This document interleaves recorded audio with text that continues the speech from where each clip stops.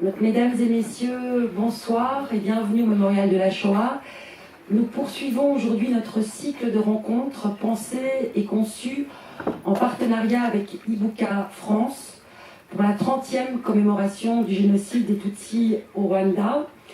Tout au long de ce printemps 2024 jusqu'au début de l'été, nous vous proposons une dizaine de rencontres variées, des projections en avant-première, des témoignages des rescapés, une journée d'études, des actualités éditoriales, des lectures musicales et performances. L'objectif étant de faire le point, 30 ans après les faits, sur l'état de nos connaissances et de faire écho aux travaux de chercheurs et d'artistes qui se mobilisent pour transmettre l'histoire et la mémoire du dernier génocide du XXe siècle, durant lequel 1 million d'hommes, de femmes et d'enfants, soit les 3/4 de la population Tutsi, ont été assassinés d'avril à juillet 1994. Nous avons également souhaité que ce cycle soit ouvert à toutes et à tous, en proposant des rencontres qui croisent différents publics et dont certaines sont adressées plus spécifiquement à un public intergénérationnel, comme c'est le cas ce soir. Nous sommes donc très heureux et honorés aussi d'accueillir Magena Zova, Gaël Faye et Sylvain Savoya pour la présentation en avant-première de leur bande dessinée Petit Pays, publiée par les éditions Dupuis, qui sont très bien représentées aujourd'hui par les femmes qui sont là devant moi et que je salue. Une bande dessinée qui, comme vous le savez, est l'adaptation du premier roman éponyme de Gaël Faye, paru chez Grasset en 2016, un roman qui a rencontré un immense succès public et critique. Il a obtenu plusieurs prix, dont le prix du roman Fnac et le prix Goncourt des lycéens. Et ajoutons que maintenant les manuels scolaires proposent la lecture de Petit Pays au programme de 3e, donc au collège. Après le film donc, et l'adaptation théâtrale, cette bande dessinée vient compléter et enrichir de manière très originale l'édifice formé par Petit Pays, qui est vraiment un récit indispensable à hauteur d'enfant, qui montre comment le monde de l'enfance va être percuté de plein fouet par le monde des adultes, par les violences de la guerre civile au Burundi et par les échos de ce qui se joue dans le pays voisin, au Rwanda, pendant le génocide des Tutsis. Nous souhaitons donc une très longue vie et un franc succès à la bande dessinée Petit Pays, que je vous invite vivement à découvrir, à lire et à acheter aussi pour vos amis, pour vos enfants, pour vos grands-parents aussi, enfin pour tout le monde. Donc à la fin de la séance, vous pourrez vous procurer la bande dessinée et la faire signer par leurs auteurs. Et je passe directement la parole à Victor Massé de Lépinay, qui est producteur à France Culture, spécialiste de bande dessinée, et que je remercie d'avoir accepté d'animer cette rencontre. Merci.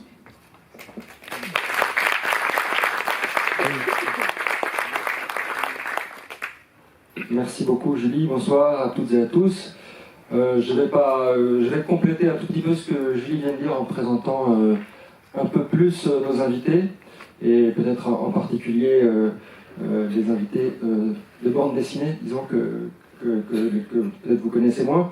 Magena Zova, vous êtes polonaise, vous êtes arrivée en France il y a une vingtaine d'années, ou vous avez une trentaine d'années, ou vous avez une vingtaine d'années, pardon, c'est ça. Où vous avez commencé, vous avez poursuivi vos études de lettres et vous êtes devenu scénariste de bande dessinée. Cette année, vous avez publié chez Dargaud avec Émilie Plateau une bande dessinée sur Viviane Mayer.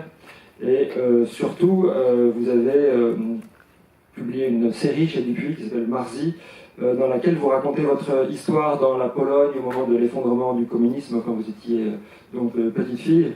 Une histoire encore une fois, là aussi d'enfance percutée par le monde des adultes, et ce monde vu à travers les yeux d'une petite fille. Et c'était dessiné par Sylvain Savoya, qui est à côté de vous. Donc, Sylvain, vous êtes dessinateur, graphiste, illustrateur. Outre Marzi, donc, dont on va peut-être un petit peu parler, on peut citer chez Dupuis dans la collection Air Libre votre livre Les esclaves oubliés de Tromelin, sur ces esclaves naufragé sur une île au large de Maurice, ces esclaves malgaches. Et aussi signaler que vous êtes le dessinateur de la série, parce que peut-être que certains la connaissent ici, Ariane et Nino sur le fil de l'histoire, qui une série donc historique pour les enfants. Gaël Faye, je vous représente très brièvement. Enfin, vous êtes d'abord aussi chanteur, auteur, compositeur, interprète, et donc écrivain. Votre premier roman, c'était Petit Pays, sorti en 2016. Julie l'a rappelé, vous en préparez un second pour la rentrée littéraire prochaine. Mais donc, ce soir, on va parler de cette adaptation en bande dessinée de Petit Pays. Petit Pays, donc, c'est l'histoire de Gabriel qui vit avec son père français et sa mère rwandaise dans une petite impasse dans un quartier paisible de Bujumbura, la capitale du Burundi, et qui voit ce petit paradis de son enfance s'effondrer progressivement, d'abord avec la séparation de ses parents, puis avec ce contexte historique et politique dramatique, bien sûr, qui est le génocide des Tutsis au Rwanda. Et Gabriel va chercher comment peut-être sauver quelque chose de son enfance, quelque chose de son innocence aussi. Et donc c'est une histoire d'exil, exil hors d'un pays, exil hors de l'enfance. Voilà, on va parler de cette bande dessinée, mais avant toute chose, je vais dévoiler quelque chose qui s'est passé ici il y a quelques minutes pour commencer, puisque Gaël, vous arrivez, je crois, du Rwanda ce matin. Et vous avez découvert le livre, l'objet livre imprimé il y a quelques minutes. Je vais pas...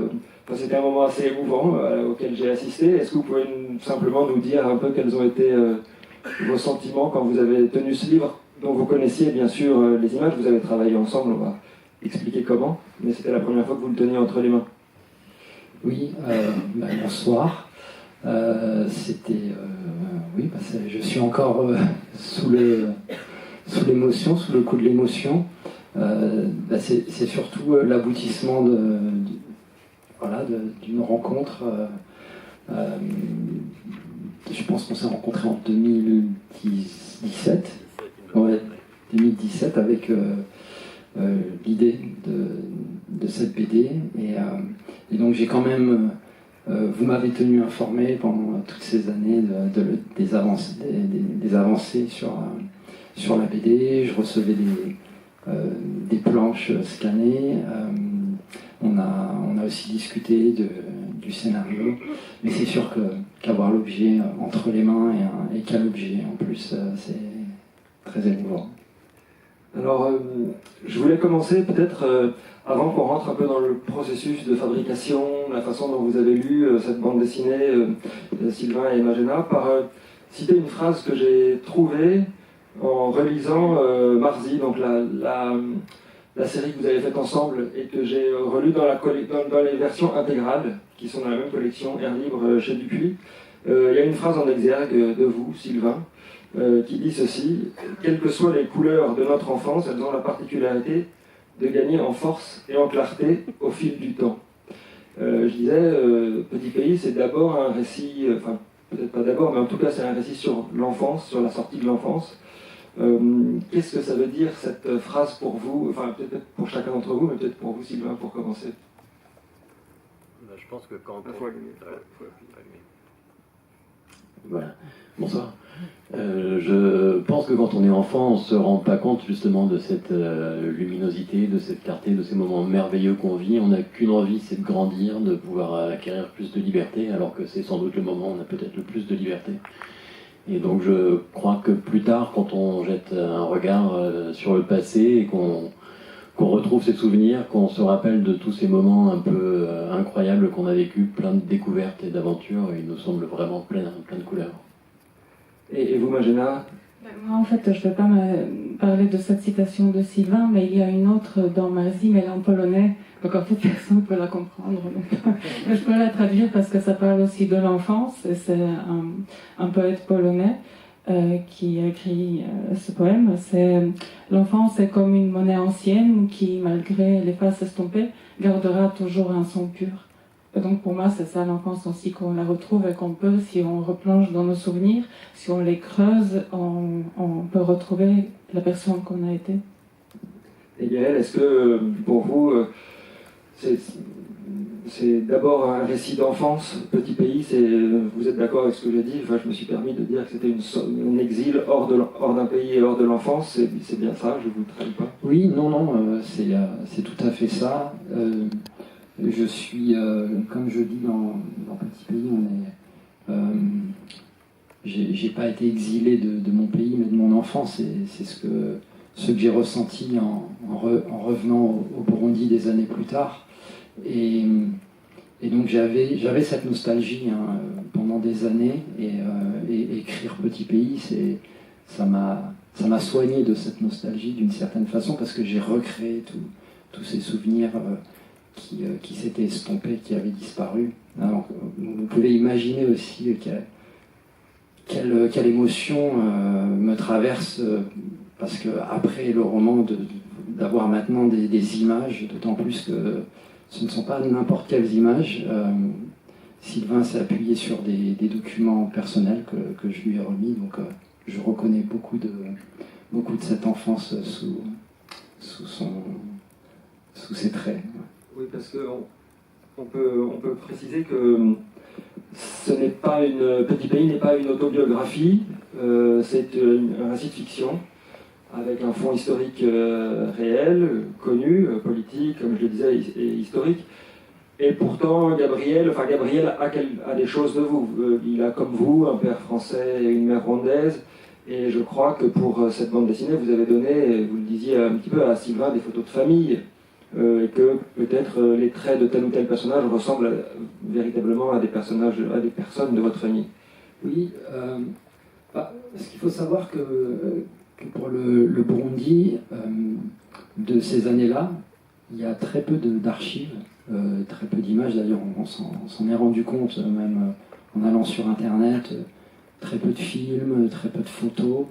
Donc il fallait du matériau, parce qu'en plus, il y avait une situation politique qui m'empêchait moi personnellement d'aller au Burundi, donc c'est sûr que ça n'invitait pas non plus Sylvain à voyager là-bas. Donc voilà, je lui ai envoyé des choses en lui disant « Sens-toi libre », et il m'a fait le cadeau de reproduire par exemple la maison de mon enfance, qui est assez fort, parce que c'est tel quel. Alors, avant cet envoi de photos, il faut peut-être revenir un peu à 2017, puisque vous nous avez dit que ça remontait à 2017, votre rencontre, c'est-à-dire l'année qui a suivi l'apparition de Petit pays. Marjana, peut-être, est-ce que vous pouvez nous raconter comment vous vous êtes rencontrés, pourquoi, comment est-ce que tout ça s'est fait? On s'est rencontrés à Paris, dans un restaurant. Voilà. On a mangé ensemble. Non, je pense que je veux bien que Sylvain raconte cette partie. D'accord. C'est surtout de toi pourtant. On était à la foire du livre de Bruxelles, donc exactement à cette même période de l'année. On avait rendez-vous avec notre éditeur de la collection Air Libre, et on lui a proposé un projet. Enfin, Magena avait envie de lui proposer un projet qui était l'adaptation d'un roman qui se passait en Afrique dans les années 30. Et il a commencé à nous écouter, et d'un seul coup, il a eu une illumination. En tout cas, il a dit que ça rejoignait ce qu'il pensait déjà sur notre travail, en s'appuyant sur Marzi, en s'appuyant sur Les Esclaves oubliés de Tromelin, et il avait sur son bureau le roman de Gaël, que lui avait confié son éditrice de Gaël, qui connaît notre éditeur. Et il nous a dit, lisez-le, vous me direz ce que vous en pensez. Et donc voilà, on l'a lu, on s'est plongé dedans, on s'est laissé happer complètement dès les premières lignes. Mais en fait, déjà, il y avait cette idée d'une adaptation éventuelle, donc je pense, parce qu'il nous avait dit, c'est une évidence, en fait, maintenant je vous vois, vous avez fait Marzi, sinon on a fait Tromelin, ça me semble logique que ce soit vous, en fait, pour ce projet. Et donc, il nous a donné le roman, et en fait, moi j'ai lu le roman, et j'ai complètement oublié qu'il y avait une adaptation possible, parce que j'étais happée par le texte, par cette histoire. Et je pense que c'est juste à la 4e relecture que je me suis dit, non, attends, ne rentre pas dans le livre, ne rentre pas comme ça. Et c'est marrant parce que je l'ai relu cette semaine, j'ai relu la BD, et pareil, j'ai zéro recul. En fait, je plonge directement dans le livre. Je devais vérifier s'il y a des fautes ou quoi. En fait, j'ai oublié, c'est encore bien sorti de la tête. Mais il y avait ce côté que ce livre nous avale, il m'a avalé complètement à chaque fois. Et après, donc, c'était nos éditeurs et éditrices qui se sont rencontrés, ils nous ont invités ensemble, on a déjeuné.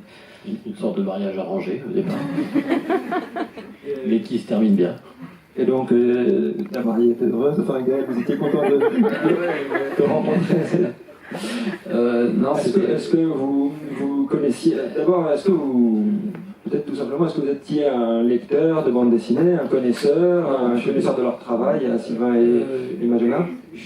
Non, alors je suis vraiment pas du tout un grand lecteur de BD.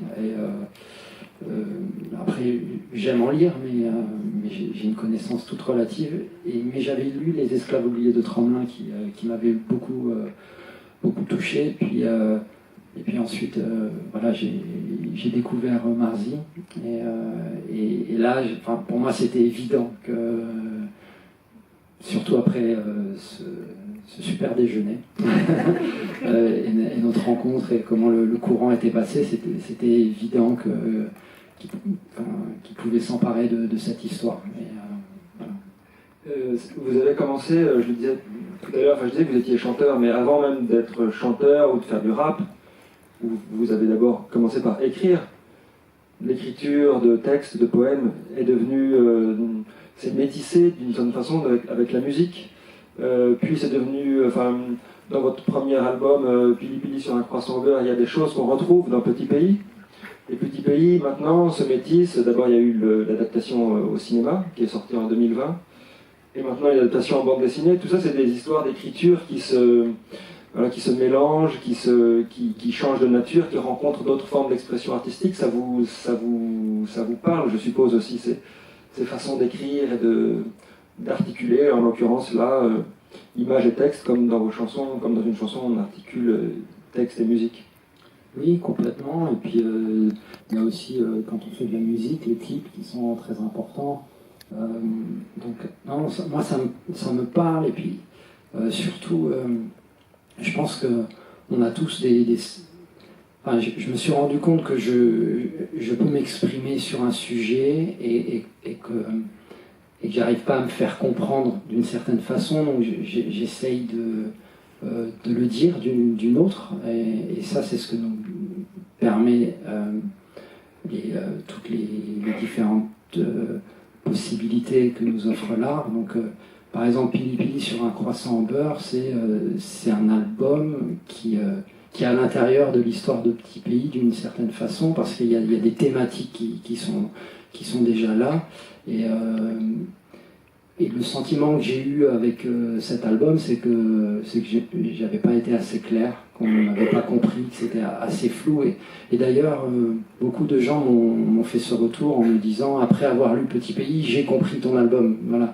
Et je pense que... en plus, ce sont des histoires finalement qui ne sont... Moi, je vis dedans, donc j'ai toujours l'impression que tout le monde est au courant, mais non... C'est aussi des histoires qui sont assez méconnues finalement.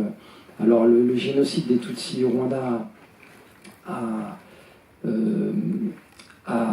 pris un peu le dessus sur l'histoire de Petit Pays, parce qu'avant tout c'est l'histoire du Burundi. C'est comment la guerre arrive en 93 au Burundi. C'est à ça qu'assiste directement Gabriel.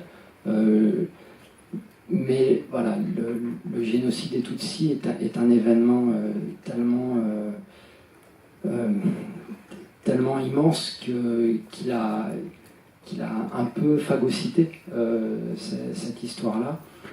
Alors moi j'aime bien aussi qu'on mette la complexité, et je pense que de passer d'une forme à une autre, ça permet aussi de montrer cette complexité. Je pense qu'il y a un débat intéressant sur comment on raconte aussi une histoire avec les images, parce que les images sur l'Afrique sont des images piégées qui charrient énormément de stéréotypes. C'est pas évident. Moi, je pense que Sylvain pourra en parler mieux que moi, mais c'est pas évident aussi de représenter l'Afrique, les pays africains, leur histoire à travers une bande dessinée, à travers un film. On a eu aussi les mêmes questionnements sur les films. Donc voilà, je trouve que c'est faire travailler une approche, une sensibilité, une forme d'intelligence de comment on se raconte de façon la plus vraisemblable et la plus sensible. Sylvain, sur cette histoire des représentations, ces images piégées qu'évoque Gaël, représenter l'Afrique, c'est s'inscrire, qu'on le veuille ou non, dans une histoire des représentations de l'Afrique. Et il y a des écueils, peut-être des pièges. Quelles questions on se pose avant de représenter des paysages aux hommes ou aux femmes ou toute autre chose? Il y a 1000 écueils et chaque trait est une question en fait. Déjà dans le temps normal avec une bande dessinée, avec le dessin.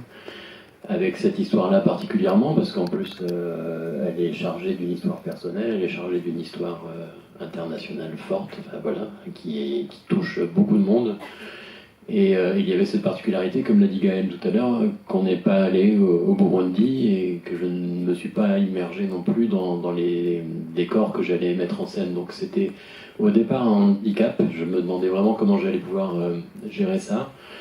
Et j'avais peur d'être coincé par le peu de documentation que j'avais, et finalement aussi qui a su dans le scénario le mettre en forme de manière à ce que cette sensibilité du récit de Gaël soit très très marquée. Ça m'a permis de m'extraire un peu du côté documentaire du dessin et de ressortir vraiment toute la sensibilité des personnages et des décors. Je me suis mis dans la peau de Gabi. En fait, j'étais Gabi qui vit au Burundi dans cette impasse, et comment je vivais ça, comment je mettais en scène cette situation et comment je pouvais la faire comprendre au public. Donc c'est plein de pièges effectivement. Je me suis posé beaucoup de questions sur des séquences et la recherche de documentation est toujours assez cruelle parce qu'on cherche pendant très longtemps quelque chose qui est précis et qu'on n'arrive pas à trouver, et à partir du moment où on l'a dessiné, finalement on tombe sur ce qu'on avait besoin quelques temps après. C'est toujours assez énervant. Donc voilà, faut faire le deuil aussi des choses parfaites en dessin.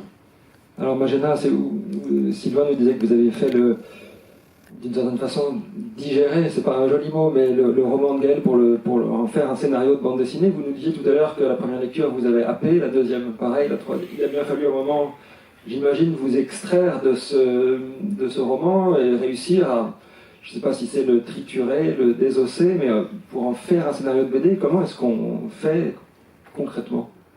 Je parle de recettes parce que c'est la première fois que je faisais ça, c'est la première adaptation, et déjà c'est vrai que j'ai dû vraiment déconstruire tout le récit. Et donc j'ai 2 exemplaires de Petit Pays. En fait j'en ai 3. Le premier c'est celui qui reste intact, le deuxième il est raturé de partout. Donc je ne le demanderai à personne à part Sylvain. Et le troisième il est en polonais, parce que comme je suis polonaise avant tout, j'avais envie de le lire aussi en polonais pour savoir si je passe pas à côté de quelque chose. Parce que certains mots en polonais ont un impact beaucoup plus grand sur moi que ça serait en français par exemple. Et donc le polonais il n'est pas du tout annoté, c'est vraiment intact aussi. Donc en fait, ce que je devais faire c'est vraiment de déstructurer tout, de me dire mais si on mettait tout le livre qui est si magnifiquement écrit dans une bande dessinée, ben je pense que Sylvain serait encore là en train de le dessiner pendant 15-20 ans. Pardon Sylvain. Mais en fait, donc en fait je me suis dit, il y a des parties qu'il faut absolument zapper. C'était assez évident que je voulais qu'on reste uniquement au Burundi et puis au Rwanda, mais que la partie française s'est tombée, enfin je l'ai retirée. Et ensuite, je me suis dit, les personnages, c'est Gabi, c'est les personnages principaux. C'est vraiment refaire un peu la colonne vertébrale du projet, c'est-à-dire vraiment tout désosser, comme vous avez dit, et puis ajouter des muscles. Donc tous les personnages, pas autant de personnages que dans le roman, parce qu'ils sont trop nombreux, dans la bande dessinée, on se perdrait là-dedans. Donc il me fallait faire des choix, de fusionner certains personnages, aussi de faire des liaisons un peu différemment, introduire Francis, je ne sais pas si tout le monde connaît le roman, non, je vais parler de plus, introduire par exemple Francis un peu avant, parler des livres de Madame Akonopoulos avant aussi, pour créer des ponts comme ça. Et en fait, mon travail, je pense que c'était avant tout d'être la plus invisible, parce que ça voulait dire passer de l'un à l'autre. Et en fait, des mots de Gaël au dessin de Sylvain, et en fait faire cette transmission. Et donc c'était ça le défi. Mais l'écriture de Gaël est très, très imagée, très émotionnelle. Donc l'émotionnel, c'était la voix off, que je gardais telle quelle, parce que je ne pourrais pas écrire plus fortement que ça. En plus, c'est son histoire. Et aussi, comme ce n'est pas une autobiographie, j'avais une certaine liberté. Et je savais que voilà, fusionner les personnages, je pouvais me le permettre. Que le perroquet pouvait disparaître, je le remplaçais par le vautour, parce qu'en plus c'est vrai, je trouvais ça génial. Je sais pas si je peux dire ça comme ça, mais oui. Parce que aussi quand j'ai commencé à adapter, j'étais obsédée par Gaël. C'était vraiment, je lisais tout ce qu'il avait dit, toutes les interviews. En fait, j'avais un peu envie de devenir lui pendant un moment, de savoir tous les mécanismes, comment il a travaillé, de connaître son pays, de connaître Burundi, mais aussi le Rwanda. Je ne suis pas métisse, mais j'ai une double culture et je suis aussi en permanence déchirée entre les deux. Je parle deux langues tous les jours, je réfléchis à moitié en français, à moitié en polonais. Donc j'ai un petit côté aussi, ici par exemple, peut-être je suis accueillie, peut-être aujourd'hui un peu comme française, peut-être plus. Mais en général, je suis accueillie comme polonaise en France et en Belgique, mais quand je pars en Pologne, on me voit plus du tout comme une polonaise. Donc en fait, c'est toujours cette recherche de la place et tous les personnages dans le roman de Gaël cherchent sa place. Donc je me suis sentie très proche d'eux directement. Et au début, même si je me suis dit, mais cette histoire, mais qu'est-ce que tu fous là-dedans? Tu n'es pas burundaise, tu n'es pas rwandaise, t'es pas un petit garçon, tu n'as rien à faire là-dedans. Mais en fait, comme c'est tellement humaniste cette écriture, c'est vraiment, je l'ai adaptée en tant qu'humaine en fait, parce que c'est avant tout les émotions, et l'écriture émotionnelle, je l'ai adaptée dans la voix off, et tout ce qui était imagé, donc visuel, je l'ai transformé pour Sylvain pour qu'il puisse s'en emparer à son tour. Alors il y a l'écriture émotionnelle, comme vous dites, la voix off, en effet on reconnaît les mots de Gaël, et puis je suis allé vérifier, est-ce que c'est bien exactement, enfin pas pour voir si c'était bien les mêmes, mais je me disais, oui, ça m'a l'air d'être exactement les mêmes phrases. Il y a ce qui se transforme en image, mais il y a aussi une autre écriture qui est l'écriture des dialogues des personnages qui sont plus nombreux dans la bande dessinée, parce que la bande dessinée est un art du dialogue aussi. Et ça, alors en fusionnant les personnages, il a fallu leur donner à chacun une voix. Gaël, je crois savoir que vous aimez le théâtre, que votre père écrivait un peu de théâtre aussi, que vous avez une sensibilité particulière pour le dialogue. Comment est-ce que vous avez assisté, participé à cette écriture? Enfin, comment est-ce que vous avez découvert ça, les dialogues de cette adaptation? Oui, je me souviens, donc quand on a eu des échanges avec Magina sur le texte, je pense pas qu'il y ait beaucoup de choses qui m'aient... je t'ai demandé de changer. En fait, moi j'ai lu ça comme si j'étais un lecteur, et que c'était pas mon histoire, parce que C'est vrai, on y arrive à... Oui, parce que à partir du moment où, après le restaurant, voilà, une fois que je me dis, mais ce sont des gens incroyables et talentueux, et voilà, on a discuté, et que je me sens en confiance, j'aime bien que les gens s'emparent de cette histoire, et qu'il n'y ait pas comme ça mon ombre au-dessus d'eux pendant qu'ils travaillent, parce que je m'imagine à leur place, ça pourrait être assez perturbant. Et donc, moi j'y suis allé vraiment avec confiance, et donc quand j'ai reçu le texte, je l'ai lu, et c'est vrai que je me suis pas dit, tiens, il manque des choses. Ça fonctionnait, tout fonctionnait, même si certains personnages ne sont plus là, qu'effectivement il y a des scènes, mais je ne les ressentais pas, je ne ressentais pas le manque. Alors c'est là que je vois aussi le talent de ce que c'est que faire un scénario de BD, et après oui, les dialogues, je les trouve vraiment formidables, quoi. Je serais incapable de faire ça, vraiment, et je les trouve tellement vivants. Bravo. C'est la partie que je pense que je préférais faire, et comme c'est pas une autobiographie, là, je savais que je pouvais me le permettre. Et c'est vrai, je n'ai pas dit tout à l'heure, mais le fait de savoir que Gaël était derrière, c'était énorme, parce que je savais qu'il le relirait. Et je me souviens, quand je devais t'envoyer la première version, j'étais en Pologne chez ma mère, et en fait j'hésitais à taper sur envoyer, parce que c'était vraiment cette pression. Je me suis dit, est-ce que j'y vais ou pas? Oh là là. En fait je l'ai fait, et tu l'as répondu très vite en fait, et tu avais très peu de remarques, mais c'est vrai que tu avais des remarques qui étaient très justes et que j'ai appliquées, parce que parfois, je suis quand même, c'est pas mon histoire, donc parfois je peux avoir un regard de quelqu'un qui à qui cette histoire n'appartient pas. Donc ça m'a beaucoup aidé aussi à moi, pour me situer par rapport à ce qui est raconté en fait. Et que je fais pas partie de cette histoire, mais il fallait que je me l'approprie autrement. Gaël dit qu'il ne voulait pas que son ombre soit là, mais elle était quand même là malgré tout.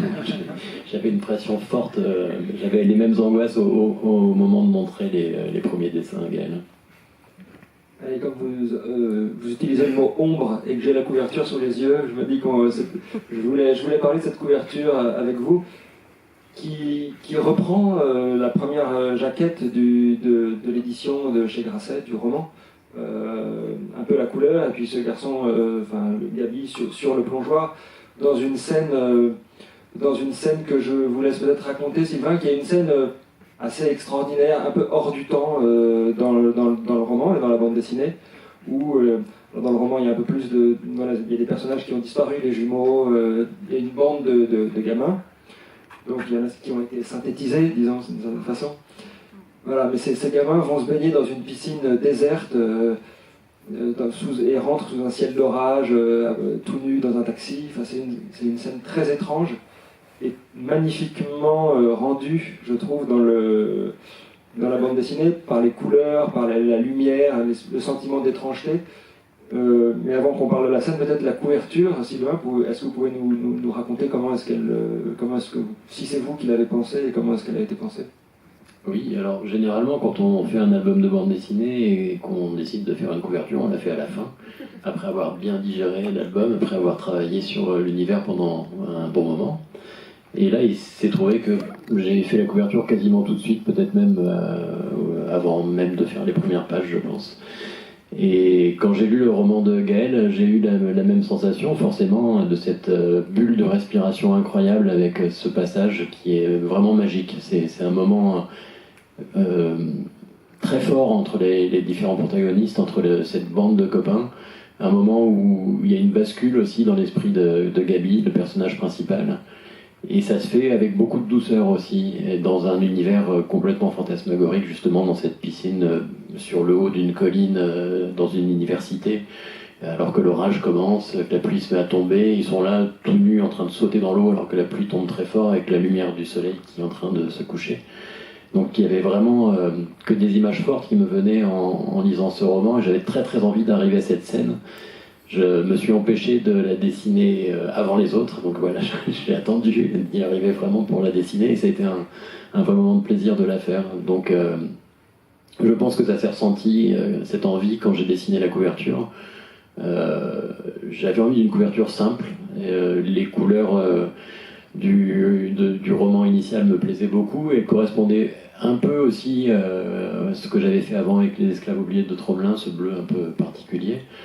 Et j'ai essayé d'y mettre beaucoup de luminosité et un peu d'angoisse, effectivement, avec cette silhouette très sombre comme ça, qui domine, qui est un peu en vertige, un peu en équilibre. Et qui s'apprête à faire un grand saut, Gaël, sur cette scène. Est-ce que vous avez...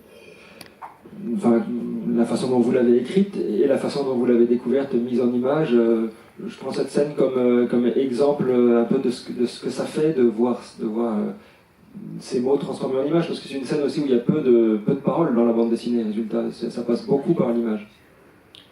Ah, mais moi, ça me bouleverse parce que c'est assez fou que ce soit cette scène qui se retrouve en couverture et puis que ce soit cette scène que tu aimais, parce que moi, c'est mon meilleur souvenir d'écriture pendant l'écriture du roman de Petit Pays. Je me souviens très bien de ce soir où j'ai écrit cette scène-là. C'est un peu ces moments où on crée quelque chose et on se dit c'est une émotion tellement forte que je m'en souviendrai toujours, et qui donne envie d'écrire tout le temps pour retrouver ce moment-là.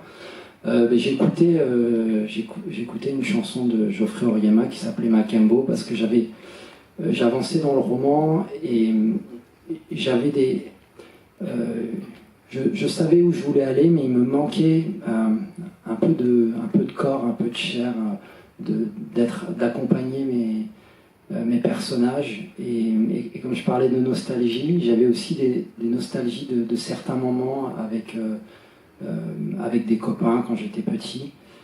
Et c'est vrai que l'arrivée des orages, de la pluie, c'était quelque chose que j'avais envie, qui me manquait. Et donc cette chance, donc j'avais une playlist pour me replonger émotionnellement dans ces années-là. Et Makembo de Geoffrey Oryema, si vous ne connaissez pas vraiment, je vous invite à écouter cette chanson qui est incroyable. Et ça m'a amené là, ça m'a amené sur cette université qui est là, qui surplombe Bujumbura. Et donc c'est vraiment mon plus beau souvenir d'écriture, et c'est ma scène préférée. Et donc voilà, je suis très touché, et surtout je voulais dire que ce qui est fou, c'est que tu as réussi à vraiment mettre des images précises sur ce moment-là, parce que si vous vous demandez à quoi ça peut ressembler cette université qui surplombe Bujumbura avec la vallée de Limbourg, c'est ça. Tu y as jamais été, mais c'est incroyable, quoi. Tu nous y emmènes, et moi tu me ramènes vraiment à ces années-là. Donc merci beaucoup. Merci. Et Magena, peut-être sur cette scène, mais peut-être sur d'autres scènes, et la façon dont vous nous avez dit que vous avez dû enlever, vous avez choisi d'enlever certaines scènes, certains épisodes, certains personnages, pour garder, je vais dire l'essentiel, mais l'essentiel c'est quand même aussi un rythme qui doit changer. Il y a des scènes très fortes, et puis il faut du quotidien pour que les scènes fortes soient mises en relief. Et dans cette bande dessinée, il y a beaucoup de scènes de la vie quotidienne, la vie dans la maison. Il y a une image que j'ai en tête où on voit le petit Gabi à plusieurs endroits dans la cuisine en train de manger, faire bouillir une casserole. Il y a la scène dans la forêt où son père l'emmène dans la forêt. Et puis il y a des scènes dans la voiture où on voit un peu le décor. Comment est-ce que vous avez pensé la question du rythme qui est très importante et qui est très maîtrisée dans cette bande dessinée par rapport au rythme du roman? Comment est-ce que vous avez fait ce découpage des scènes? Premièrement, la bande dessinée, c'est sur l'enfance de Gabi. Donc pour moi, c'était logique que la maison, c'est vraiment un antre, on dit. Donc c'est un lieu où on retourne. Donc pour moi, c'était vraiment ça. C'est un peu son refuge familial. Il y a sa sœur, il y a Proté, il y a tout cet univers derrière le portail. Il y a l'impasse aussi. Donc en fait, c'était des lieux où il fallait qu'il retourne à chaque fois. Et en fait, je suivais le rythme du roman. Qui va crescendo.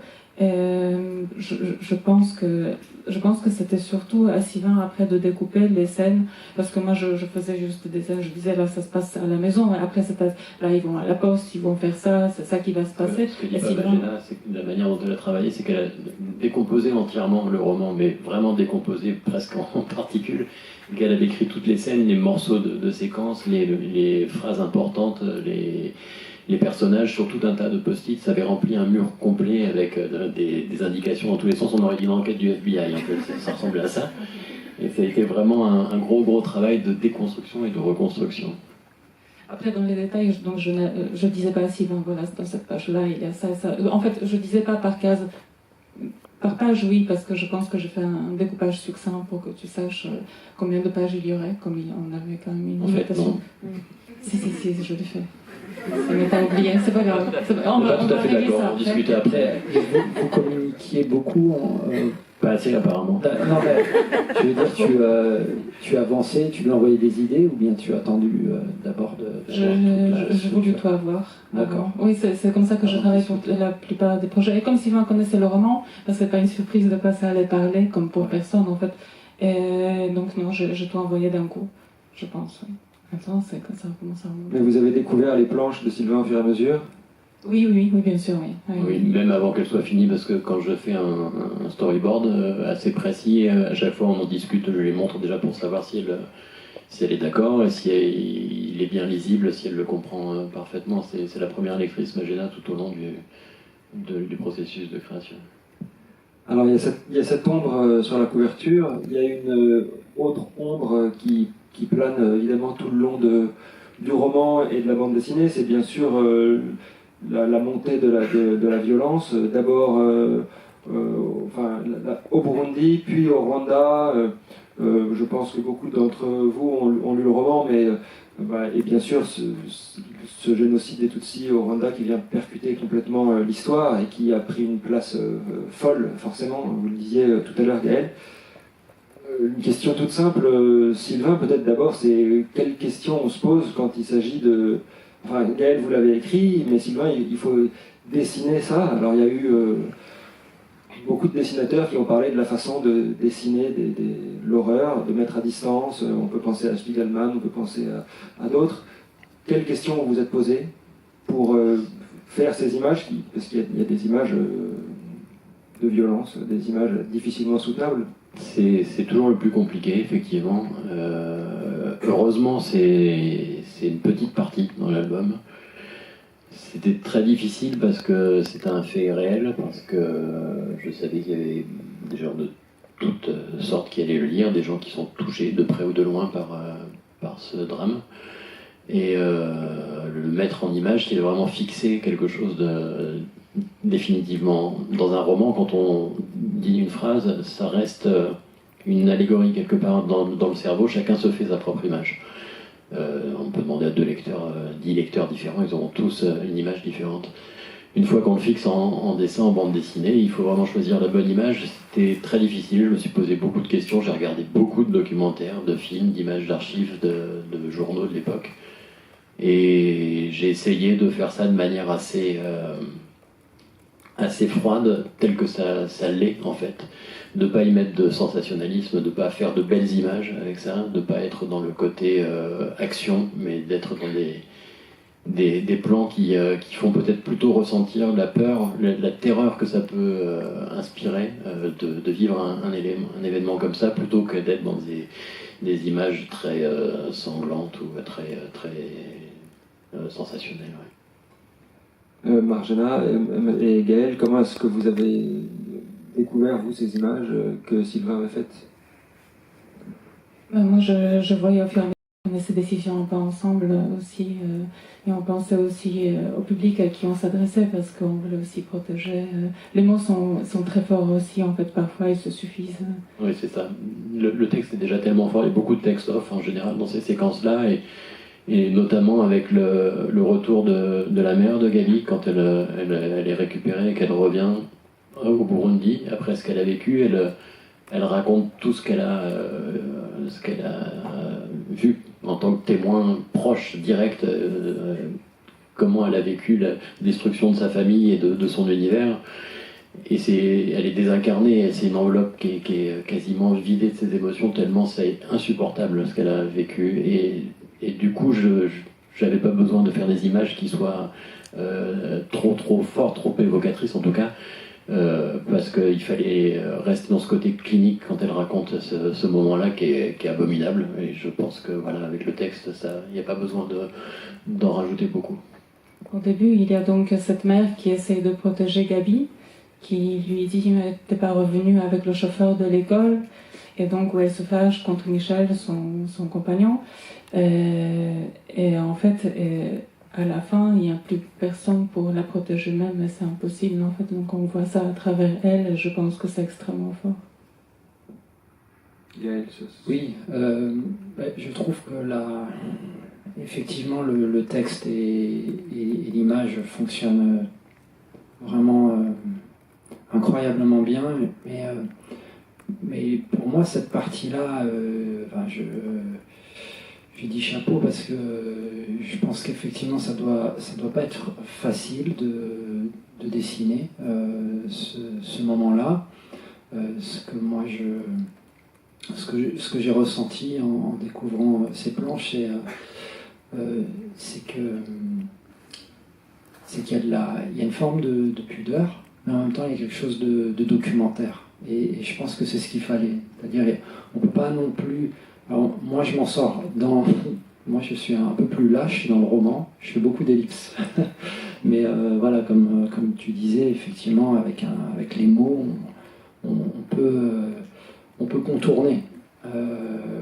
Les images, c'est plus difficile. Il faut quand même dire que c'est là que ça existait, parce que Parce que s'il n'y a pas d'image, il n'y a pas d'événement aussi. Le négationnisme fonctionne là-dessus, sur un génocide. Les négationnistes sont bien contents quand il n'y a pas d'image et il n'y a pas de preuve. Et donc il faut aussi montrer qu'un génocide, c'est ça. C'est des corps. C'est des corps morts dans un paysage. Et donc merci d'avoir eu le courage de raconter ça. Sylvain, cette précision documentaire, encore une fois, qui n'est pas du tout, qui ne prétend pas du tout, qui n'est pas voyeuriste, jamais, et ce curseur que vous avez su placer entre l'évocation et quand même la précision, j'ai eu l'impression, mais je ne sais pas si j'ai raison, qu'il y avait peut-être dans les couleurs, en tout cas un traitement différent, ou dans le trait, quelque chose qui mettait à distance, qui faisait que ces pages-là n'étaient pas tout à fait sur le même plan, souvent, parce qu'elles sont aussi ailleurs, parce qu'elles sont dans le récit que la mère de Gaby fait. Mais c'était aussi une façon de mettre ça à distance. Est-ce que d'abord vous avez changé quelque chose ? Oui, il y avait une volonté de travailler un peu différemment. Alors déjà, dans la première fois où on assiste au génocide, au début du génocide, ça se fait par le découpage, par la mise en scène, le dessin est à peu près le même, mais la mise en scène est particulière, avec des images très saccadées comme ça, des scènes qui se suivent sans être dans une suite cinématographique, mais plutôt des instantanés de chaque moment marquant de ces quelques jours. Et puis la deuxième fois, c'est le moment où la mère de Gaby raconte, et là pour le coup, comme c'est un souvenir qu'elle est en train d'évoquer quelque chose qu'elle a vécu et qui est dans le passé, je me suis permis d'avoir un dessin qui change complètement et qui est très très sombre, qui est vraiment ce qui peut sortir d'elle, en fait, comment elle mélange en fait tout ça. Il y a plus de séparation entre les cases, les dessins s'entremêlent un peu et ça crée cette espèce de vague un peu noire qui vient submerger le personnage. J'ai utilisé ça une troisième fois, en fait, quand juste à la fin il y a la guerre civile au Burundi et il y a la très belle lettre de Gaby à sa correspondante française, et après ce moment dramatique où il y a le lynchage d'un homme, voilà, on retourne sur cette espèce de passage entre tout ce qu'on vient de lire dans l'album et avant la dernière partie, il y a ce passage de la lettre, et il y a un moment donné où on est dans une page qui raconte ce moment de violence totale qui se déchaîne au Burundi aussi. Et donc là, tout est traité pareil, avec une mise en couleur qui est très allégorique, du coup, et qui n'est plus tout à fait dans la réalité. Cette lettre, Malena, est-ce qu'elle est reproduite telle quelle ? Non, la page du poème est reproduite telle quelle, mais la lettre, non, elle est en voix off.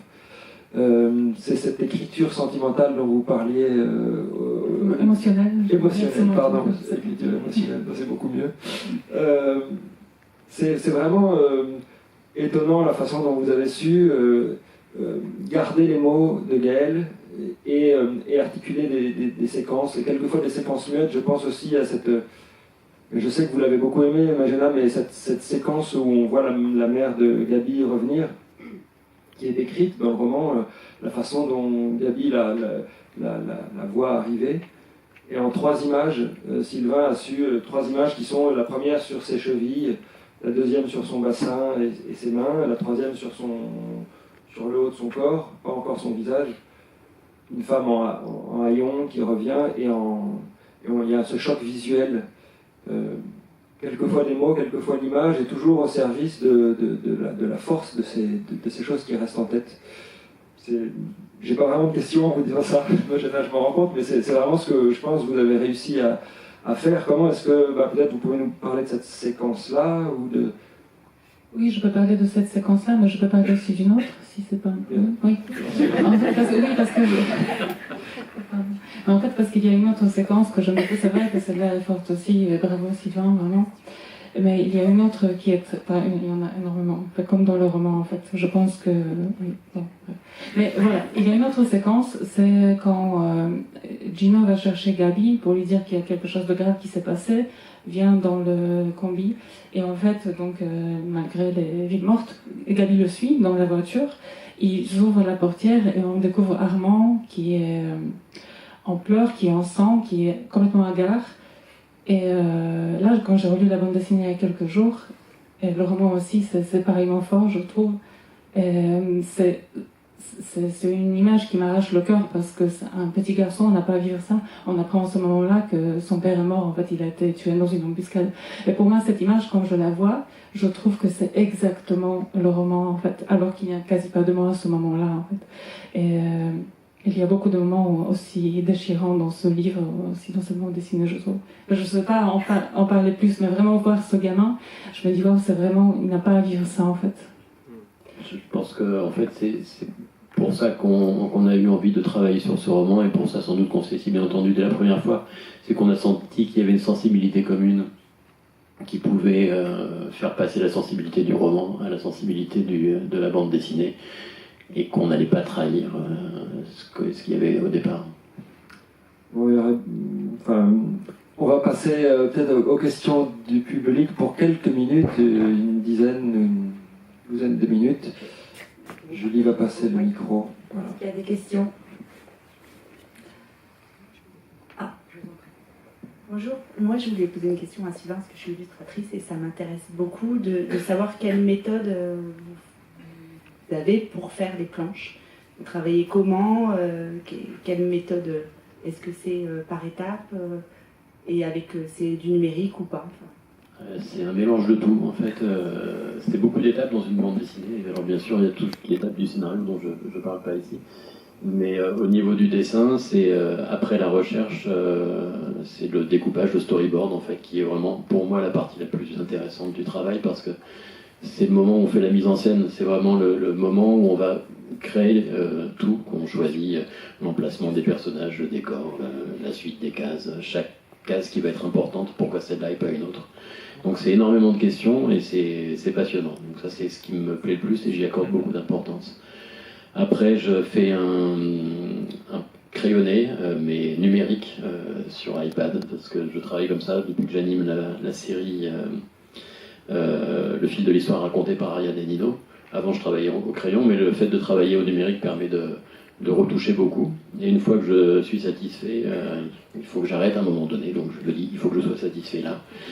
Je vais pas plus loin. Et donc j'imprime en grand ce que j'ai fait en crayonné numérique et en tonalité de bleu très légère.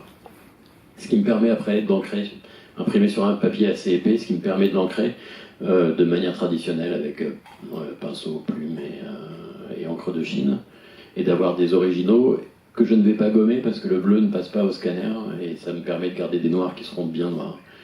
Et une fois que j'ai ancré, je scanne ces pages et je les mets en couleur de manière numérique sous Photoshop. Ça, vous savez tout.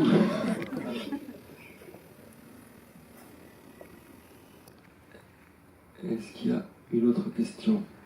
Oui, il doit y en avoir. Si. Ouais, je regarde. Bonsoir, merci à chacun pour les explications que vous avez apportées. J'ai une question pour Gaël Ferg. Je n'ai jamais assez de vos écrits, de vos chants. Et avec maintenant une adaptation, une transformation en BD, je me demande, est-ce qu'il y a une autre transformation qu'on peut apporter à Petit Pays, une autre forme ou une adaptation qui toucherait une autre sensibilité?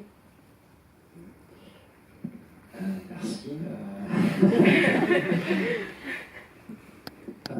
Merci. En tout cas, moi tout ça, c'est un peu irréel pour moi, parce que quand j'écris Petit Pays, je m'attends vraiment à rien avec ce texte. J'avais déjà, comme je disais, sorti l'album Philippi sur un croissant beurre qui était resté très confidentiel, et j'avais déjà brassé toutes les thématiques. Donc, quand le texte est paru et puis qu'on m'a parlé de cinéma et voilà, et puis ensuite la BD, et puis la pièce de théâtre, après ça se fait avec des rencontres. Voilà, ça se fait. Pour le cinéma, c'est pareil. J'ai pris mon temps, j'ai rencontré beaucoup de personnes. Si j'avais pas eu de coup de cœur, je n'aurais pas fait le film. Donc c'est ça. C'est peut-être un peu cliché de dire ça, mais c'est vrai que moi, c'est la rencontre ensuite qui m'intéresse. Si je sens que quelqu'un se projette dans son art à partir de cette histoire et qu'il sait qu'il peut emporter l'histoire ailleurs, faire quelque chose de différent aussi. Moi, ça m'excite, ça m'emballe, et c'est comme ça que ça s'est passé. Donc, je sais pas s'il y a un opéra, je sais rien. Mais voilà, pourquoi pas.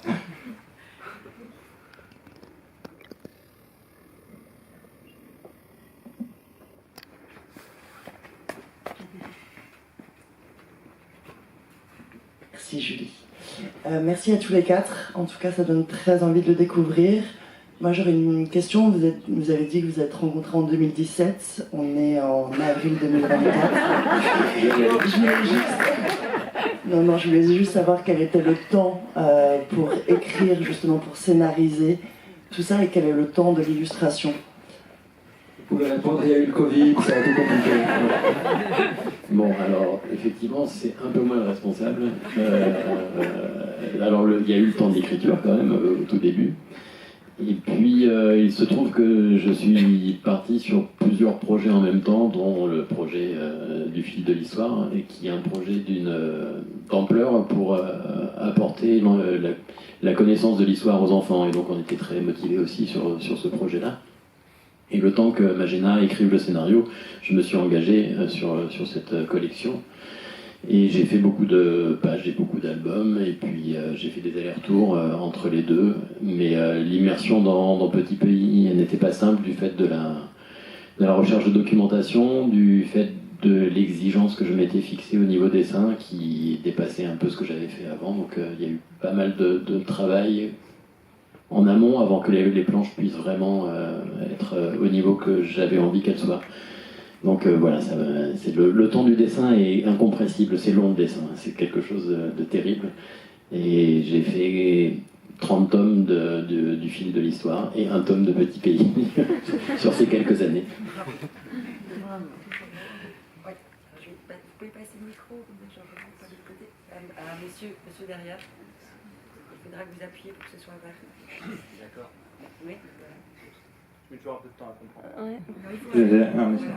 Bonsoir, j'ai le droit à une question. Moi, je voulais savoir si Gaël, ça vous avait donné envie d'écrire directement pour la bande dessinée. C'est une bonne question. Ouais. En tout cas, ce qui m'excite, c'est la liberté qu'offre la bande dessinée. Parce que je me souviens des discussions pour le film où on se dit tiens, on aimerait faire ça, et puis après il y a le comptable qui vient.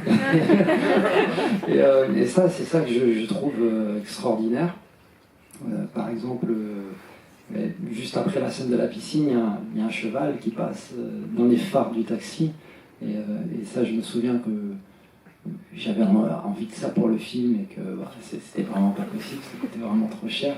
Et donc, peut-être, je me suis pas posé encore les questions techniques de l'écriture, donc je vais faire un stage avec Margéna.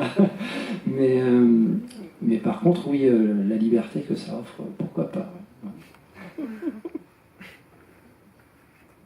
D'ailleurs, on avait parlé de quelque chose, je crois. Ouais, c'est ça. On a des projets. Bon, rendez-vous dans 7 ans.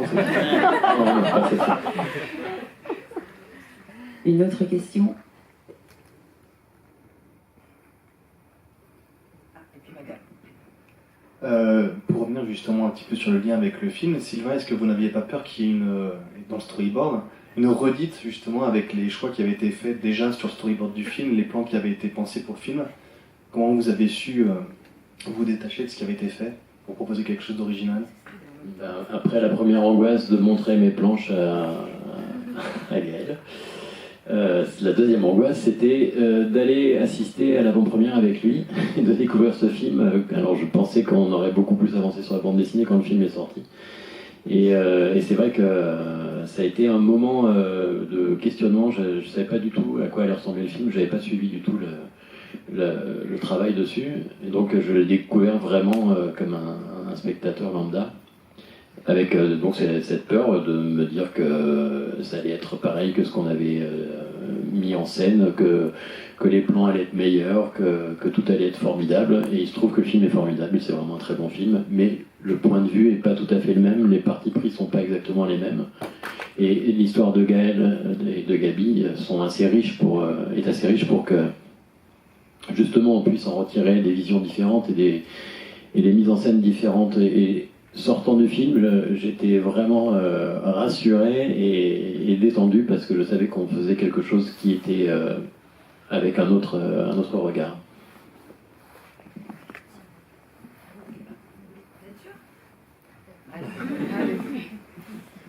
Tout d'abord, je voulais vous remercier parce que d'avoir un objet comme ça qui fait appel à l'enfance, je suis très émue parce que moi, j'allais avoir 5 ans pendant cette période-là au Rwanda.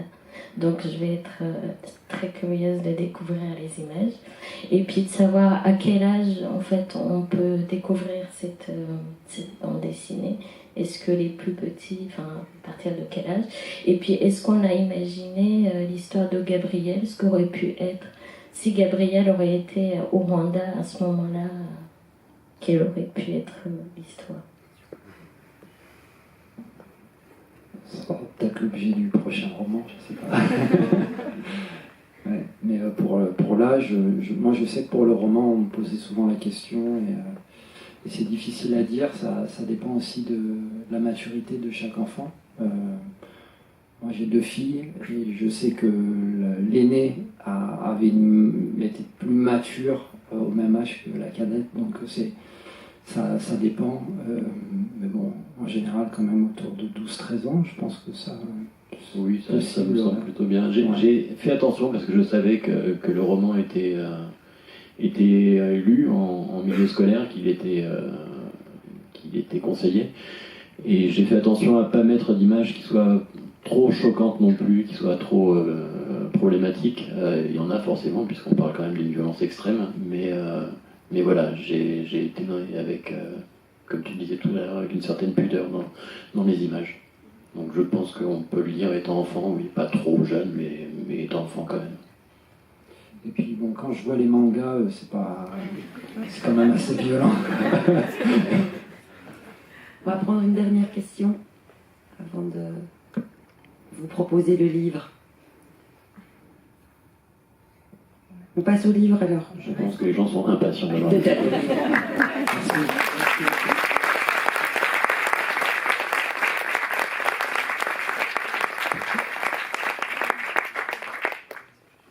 Voilà.